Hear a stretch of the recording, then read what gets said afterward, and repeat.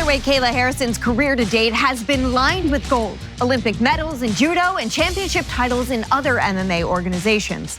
But for years, her steely resolve was a secret. Sexual abuse at the hands of one of her first coaches. Kayla details her arduous beginnings in this edition of Origins.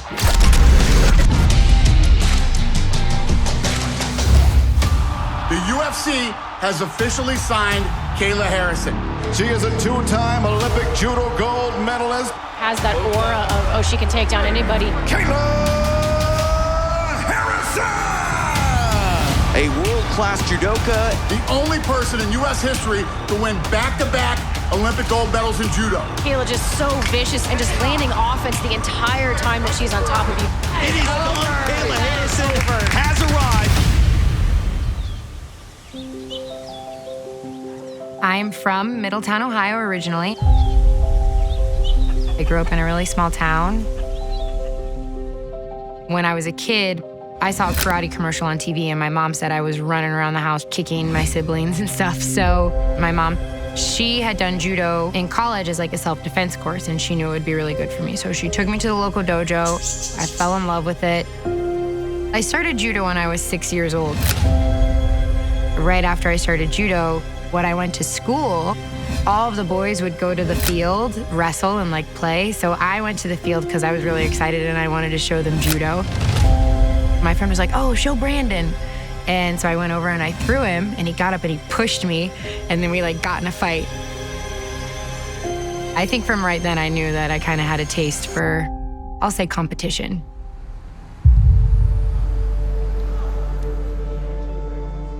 Judo very quickly became the center of my life.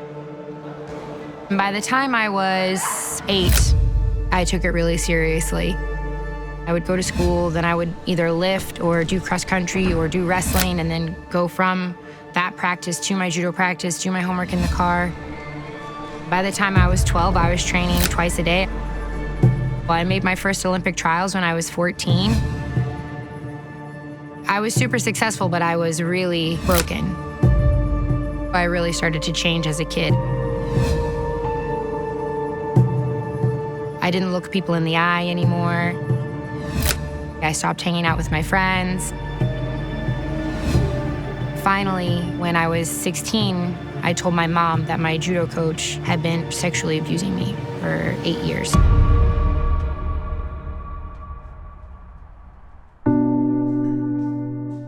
He was sentenced to 10 years in a federal prison. And I was a 16-year-old car wreck. I was struggling to get out of bed. I didn't leave my house. I was suicidal and suffering from PTSD. And I was also groomed and brainwashed into thinking that I was responsible, it was my fault. It was really, really hard. I was probably supposed to be dead. You know, I wanted to die. There was a point in my life when I wanted to kill myself. And my mom knew that if I didn't have a goal, if I didn't have something to wake up for every day, that I was gonna end up in a really bad place. She made the really tough decision, and we moved to Boston, and I'm embarked on a healing journey. I started to train with my new coaches, Jimmy and his father, Big Jim, who train for the Olympics full-time in the sport of judo. This is Jimmy and this is Big Jim. They didn't just like change my life, they saved my life. Say, come on, finish gripping. You first. You know, I wouldn't be sitting here today if it weren't for having the Pedros in my life. My judo coach, Jimmy, actually really helped me become a mentally strong person. He would say, visualize what it is you want to accomplish in this life.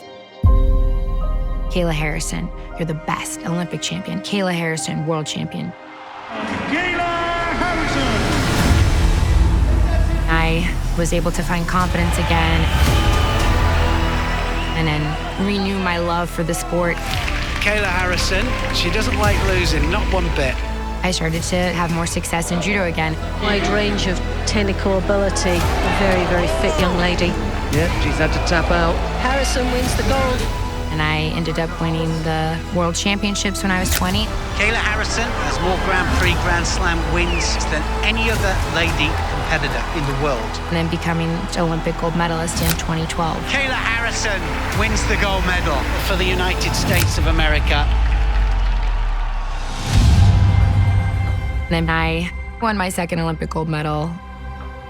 That night, I woke up with a panic attack because I knew I was retiring from judo, but I didn't know who the hell I was if I didn't have a goal. So I went to a striking class. I went to my first sparring session, and this little tiny girl front kicked the out of me. I went flying backwards, and I was like, oh, wow, MMA. This is judo on steroids. Oh yeah, this is it. Oh, lovely. High amplitude takedown there. Kayla just so vicious in this top position to be just relentlessly. Oh, wow. That's a wrap. It is done. Kayla Harrison has arrived.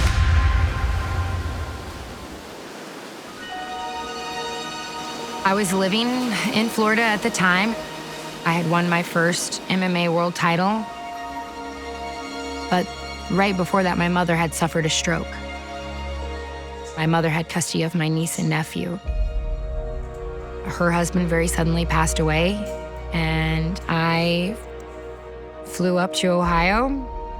My mom was still recovering. Okay, come eat. And I made the decision to take the kids home with me. I rented a car, we packed up some of their stuff. My son was a year old at the time, and my daughter was 6 at the time. And we became a family. Well, what did we agree on? Waffles. Waffles and protein smoothie. I think I knew that they were gonna stay with me forever. Okay, go get ready for school. I had never been a mom before, didn't know what the hell I was doing, still don't. But it was also the best thing that's ever happened to me. I didn't know what my life was missing until I became a mom. Hey, where did you put those socks I asked you to get? They saved me just as much as I hope I saved them. You got your water? They've made my life just so full of color. I love that I'm a mom. It's just the best job in the world.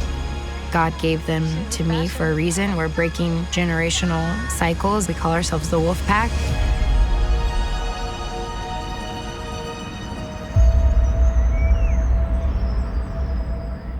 The UFC was the goal for me from the beginning. And I am a firm believer that if you want to be the best, you got to train with the best. When I first came to try out American Top Team, Amanda Nunes was training here at the time, the GOAT. So that was a big reason for me moving down here. If you're back to stand up, switch. Steve Mako, I knew that he would be able to help integrate my judo grappling into MMA. Slow and steady. Mike Brown, 20-time Coach of the Year for a reason. He just loves what he does and has a passion for it. Good ride, good ride, good ride. Everyone here has helped make this place feel like home. It's a lifetime of hunting one goal, to be the best. This is something that has to be developed over a lifetime. Special athlete, no doubt about it. I love fighting. It brings me joy. You're 0.1% of the population, on the highest stage in the world, in front of everyone. To me, this is what happens when you don't give up. I'm gonna go make some magic.